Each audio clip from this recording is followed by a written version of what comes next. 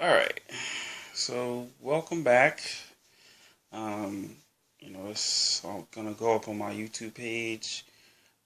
It's New Age of Truth here. I kind of just want to give my insight or my thoughts on these mass shootings that's been going on, particularly the one that is happening, in Orlando.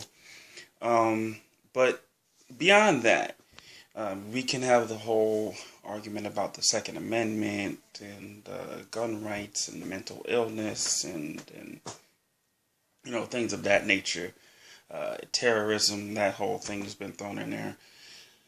The one thing, well, not the one thing, actually. There's been a couple of things that have really not been into the discussion that I feel really go to the core of the argument about gun rights and gun control and what have you. So, this is an emotional argument. This is not a logical argument because you really can't tackle this argument without taking every aspect of it and putting it into the mix. And so far, I feel like liberals, progressives have only been attacking this from one angle. Hit them with stats about, what happens, if you have guns in the home and you're more likely to be killed by guns if you own a gun and children be affected or harmed or killed and things of that nature. Shootings happen, more often if you have a gun. So all that's been thrown into the argument as well as, you know, uh, incidents and things of that nature. And they've all been logical arguments, which makes sense. But here's the thing. There's an emotional element to this argument that really people haven't really been touching on. So I'm going to try to go at that just real quick here. And I think that's really the key to this argument is really if we get to the emotional level of it, the psychology level of it, psychological element of it, we'll really be able to tackle this issue and really be able to move forward with the conversation into some actual policy and some laws. Okay, so, one thing is guns and our American history are pretty much tied together. And the reason I say that is because when the colonizers came over from Europe and you know, uh, over from like Turkey and different, elements in different countries over in Europe, they came here, with their religion. They came here with their guns, and they came here, you know, with their lifestyle, what have you. Particularly in the 18th and the 17th century, that's when they really started to come over into America and the New World as they call it. Now, with them, they brought weapons like the long the long rifle or the Ohio rifle, which was used to protect and hunt. Which a lot of time gamers who use hunting and what have you, they'll still say, well, this is the reason why I keep my gun, for hunting and protecting myself, which is fine. Um, but it wasn't until the Indian War and the Revolutionary War and the War of 1812 that guns started being mass produced by our government. Um, Colonists would use guns called squirrel guns.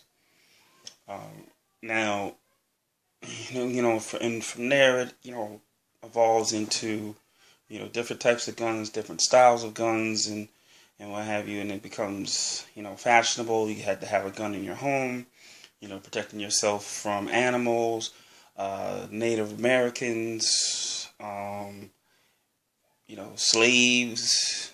If colonists owned slaves or what have you, and they got out of line, they would use their guns. So this country has a very interwoven um, environment. Well, I don't want to say environment, but it is a very interconnected part of American culture and the birth of American society is deeply immersed with gun culture and violence and terrorism and things of that nature. They use it to protect themselves, and then they use it to enforce others for the bidding, like slavery and things like that. So that's one element to it. There's a deep-seated, deep-rooted history with gun culture that America really hasn't really touched on in this argument. And that's the reason why it's so strong among people. As they say, hey, my daddy had guns and his daddy had guns and they all had guns. Well, yeah, and it's true. It goes way, way back to earlier times. The other element to it, now, if you go by the facts and what have you, overwhelmingly majority of these mass shooting killers are white males. Now, there are some minorities mixed in there from time to time, and I think within the 62 mass shootings in the past 30 years, there have been 2 women, 2. But overwhelmingly, the majority has been white males. Now, I'm not really going to focus on the race aspect of it. That's another conversation for another day. But we can't ignore the fact that they all been, I want to say 99.7 or 99.8% male in these instances of mass shootings. That's a statistic that we cannot ignore. Okay? So that's a statistic that we can't ignore. So there's a filmmaker and a social theorist that basically, makes some comments about it, and it kind of touches on the heart of the subject of the male ego and involving guns. Is that there are only certain emotions that men are allowed to experience in society. Anger is one of them. And in this culture, men are rewarded for, establishing their dominance through violence. We can even go back into the early cartoons with Bugs Bunny and Daffy Duck and Elmer Fudd. Elmer Fudd was the hunter. And I remember a cartoon where Elmer Fudd and Bugs Bunny, one of them had a pea shooter and the other one had a slingshot. And the one brings out a big rock, and the other one brings out a pellet gun. The other one brings out a rifle. The other one brings out a magnum. The other one brings out a cannon. So it even from an early age, we are taught that the bigger the gun, the more you're liable to protect yourself. The more you're able to protect yourself, and the more harm you'll do to the party when you're the other party where you're defending yourself. So we're taught from an early age on that bigger guns and more guns are better. And it's oftentimes when the male ego needs something to compensate for maybe their lack of social interaction, maybe their lack of empathy, or maybe their lack of emotion, or just the fact that maybe they're missing something. Could be anything. Lack of emotional ties from their upbringing. Maybe they've had parents that were divorced or something like that. They needed something to latch on to, something to make them feel powerful, something to make them feel whole. So there is a deep, deep, deep psychological aspect of it that we're really not having conversation about. We're jumping to mental illness. These people were mentally ill. Mentally ill. Well, a lot of these people that had incidents with these mass shootings, for instance, they say the Columbine killings were revenge killings because the people were bullied in school. Well, I'm not going to say that was right. Absolutely, it was not wrong. I mean, absolutely, it was wrong. But you can't say that retaliation, from these persons, was in their mind the counterbalance of them being bullied for such a long time, what have you. Now, also, I'll say there was an instance in 1984 where it was a man who shot a woman at a nightclub simply because she turned him down. Now, this is, we have incidents like this all the time. Men, are trying to, trying to attract a woman. Woman turns him down. He then has to go compensate for that. And the usual action is some type of violence. Whether it's violence to some other person, to the woman themselves, or to another human being, maybe themselves. But it usually involves some type of weapon, usually a gun. So we really have to tackle this issue on an emotional level. Like, what is it about